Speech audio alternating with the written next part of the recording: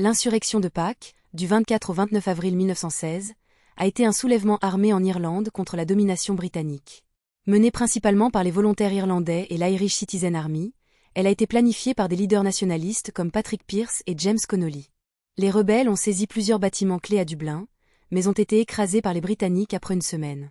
La répression brutale, y compris l'exécution de dirigeants, a alimenté le soutien au mouvement indépendantiste.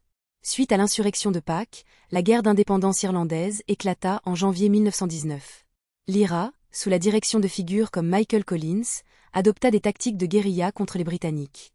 En 1921, un cessez-le-feu fut convenu, menant au traité anglo-irlandais. Bien que le traité ait offert une autonomie limitée à l'Irlande, il a également créé des divisions internes profondes.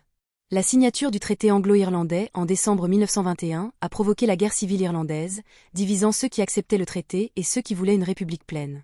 L'État libre d'Irlande fut instauré le 6 décembre 1922, mais le conflit causa des divisions et des tensions internes, résultant en la défaite des républicains anti-traités par les forces pro-traité. Éamon de Valera, opposant du traité, put néanmoins influencer l'avenir de l'Irlande en fondant Fianna Fáil en 1926. Devenu Premier ministre, il introduisit la Constitution de 1937, créant l'Irlande moderne et tout en maintenant la neutralité pendant la Seconde Guerre mondiale, un choix controversé mais stratégique pour la jeune nation. Les troubles ont éclaté en 1968 en Irlande du Nord, un conflit ethno-nationaliste entre républicains, catholiques et unionistes, protestants.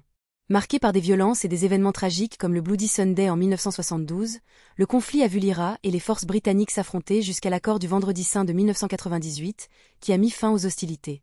Le boom économique des années 1990, surnommé le Tigre celtique, transforma l'Irlande en une des économies les plus dynamiques d'Europe.